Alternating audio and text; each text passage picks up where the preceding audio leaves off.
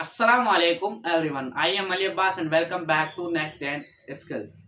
Today I am showing you how to slow your C++ code using with windows.h header file. It's simple and practical example, so let's get started.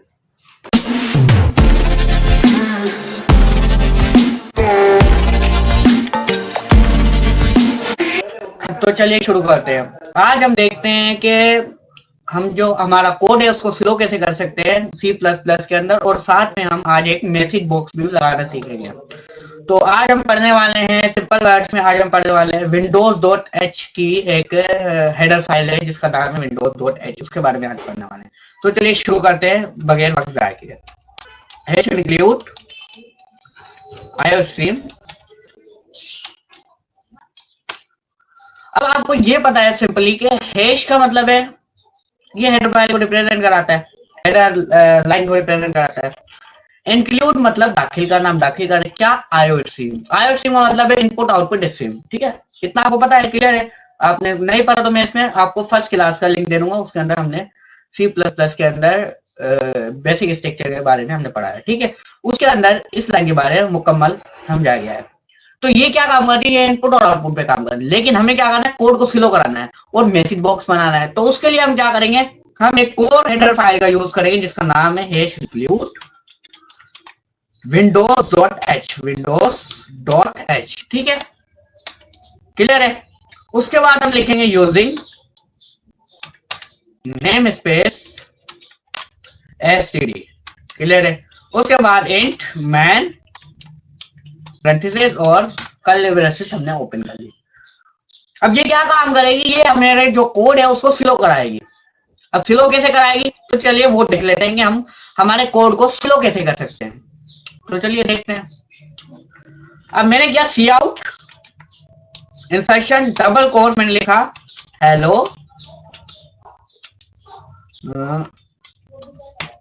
ठीक है, hello world. ठीक है, F11 किया मैंने, ये simply execute हो जाएगा, हमारा एग्जीक्यूट होगा। आपने कहा सर कहाँ से होगा, ये तो जितनी देर में होता है उतनी देर में होगा। देखो यहाँ पे सेकंड्स देखो 0.4101 इस सेकंड्स के अंदर, ये मिली सेकंड के अंदर ये हमारा रन हुआ है।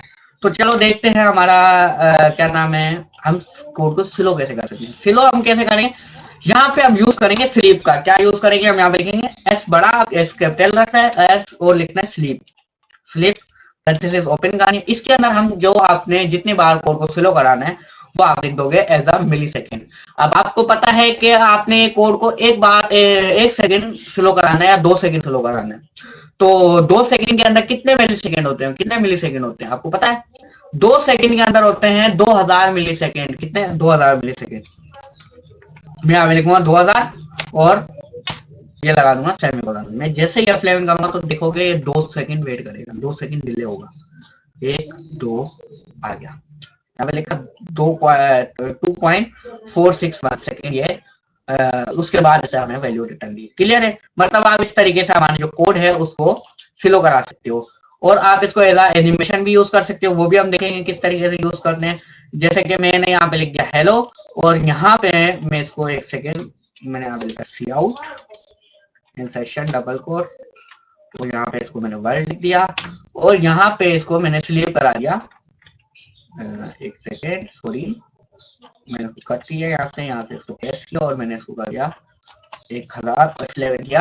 तो 1 सेकेंड डिले करके चलेगा। देखना आप यहाँ पे आएगा पहले हेलो और देन आया वर्ड, तो एज अ एनिमेशन ये थोड़ा सा शो हुआ है। क्लियर है, एक तो एग्जाम्पल इसका यूज करने का ये था। क्लियर है, आप इसको इस तरीके यूज कर सकते हो। दूसरा आप इसको इस तरीके यूज कर सकते हो कि आप इसको एक वेरिएबल बनाओ, ऐसा लूप के साथ मैं आपको यूज करना सिखा रहा हूँ। इंट आई, मैंने एक आई का वेरिएबल बनाया है जिसका नाम रख दिया, एक इंट का वेरिएबल बनाया जिसका नाम आई रख दिया, उसकी वैल्यू मैंने कर दी 1, मैंने कहा 4।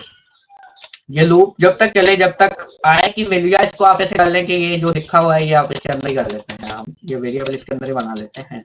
मैंने इंट आई की जो वैल्यू 1 है, और ये लूप जब तक चले जब तक आई की वैल्यू कम हो या बराबर हो इसके 10 के, और आई प्लस प्लस। ठीक है, ये किया हमने।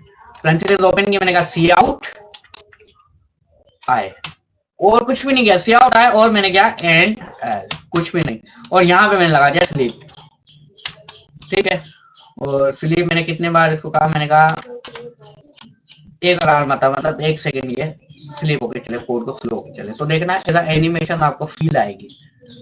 देखो देखो 1 2 3 4 5 6 इस तरीके से ये, मतलब ये कोड को डिले करता है। आप इसको as animation, as loading animation आप इसको यूज कर सकते हो। मैंने एक शॉर्ट भी बनाया था लोडिंग एनिमेशन पे, वो मैं इसका लिंक लगा दूंगा, आप उसमें देख सकते हो। क्या वो भी कुछ इस तरीके से ही बनी थी। अब मैं आपको एक और चीज बनाना सिखाऊंगा, लास्ट चीज जो है हमारी, एक और एग्जांपल दिखाऊंगा इस चीज का। ये बहुत ही अच्छी लाइब्रेरी है, पर्सनली मुझे बहुत पसंद आती है लाइब्रेरी।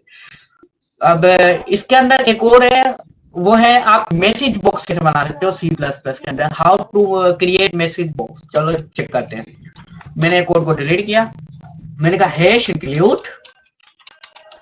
windows.h, windows.h, ठीक है।